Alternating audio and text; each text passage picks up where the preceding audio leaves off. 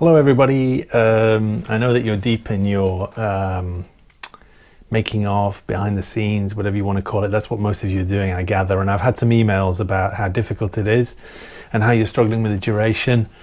And so I want to address that. I want to give you a few pointers, I think, that will help you with your behind the scenes making of.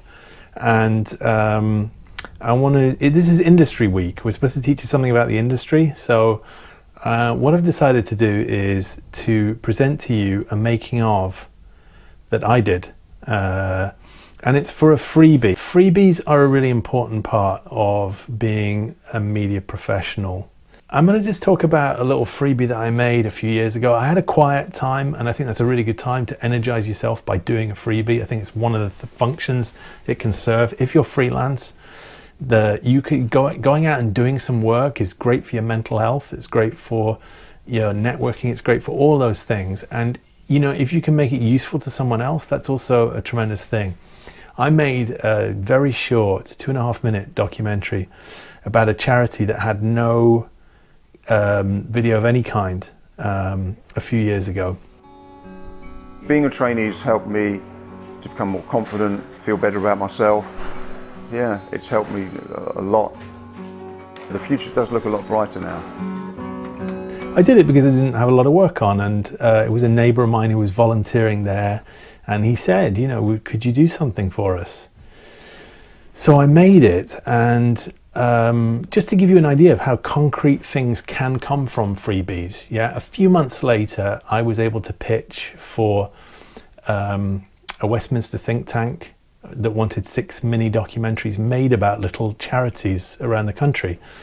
And I went into the meeting, and it was very formal at first, and they asked me all about my experience, what equipment I had, and then they showed me a bit of the brief, and they showed me previous examples from the previous years, and they said, could you show us an example of your work?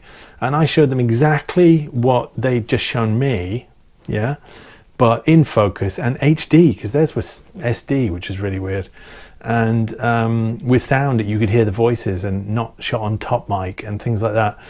And right there and then they said, you've got the contract. 4 years later, I'm still making that. It's one of the biggest contracts that I've ever had. The short film Incognito that I introduced in my previous video was a freebie, obviously, a short film, a freebie. And we did a Kickstarter campaign for that, but that's another story, Kickstarter campaigns. There was a guy in it, Kerry Shale, who's got nearly 300 IMDb credits. And when we finished making that short film, he was very pleased with it. He was very pleased with the way that it had gone and the fact that it got so many screenings in London that he was able to attend, and a variety of other things, lots of stills. He was very pleased with the stills.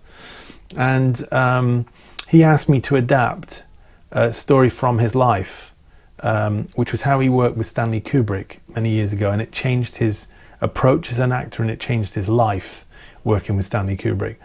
And he asked me to write it for nothing, so I did that.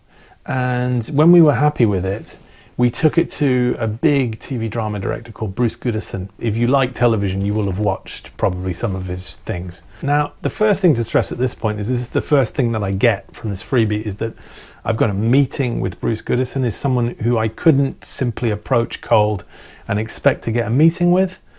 And he was delighted to meet us, and he gave rewrite notes, and he said he was interested in doing it. He found out that Kerry wanted to play Stanley Kubrick in it, and he couldn't see that really. And so so what happened next was that Kerry and I hatched a plan to make a fake interview with Stanley Kubrick, with Kerry playing Stanley Kubrick and putting it on the internet and fooling people, which we did. So my behind the scenes, which will be in the links below, is the making of the fake interview with Stanley Kubrick. And it still didn't convince Bruce, and he was doing Born to Kill then. I think it was Born to Kill, and he was very, very busy, and we couldn't really get a hold of him anymore.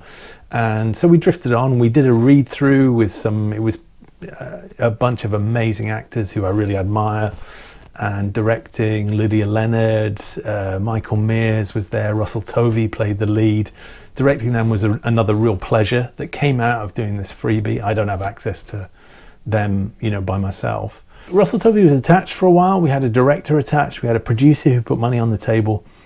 But after a while, it drifted apart and it didn't get made. And at that point, Kerry took it to Radio 4, where he does a lot. He's on Radio 4 a lot. He sold my script to Radio 4. He adapted it because it was for radio from my script. And it went out a couple of weeks ago. Once again, link down below to that on the BBC website. It's on the iPlayer now. So I got a Radio 4 drama credit based upon a script by out of it, which was pretty good, and all those introductions.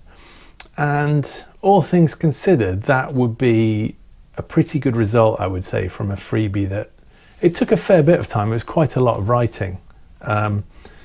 But there's one more thing that came out of it.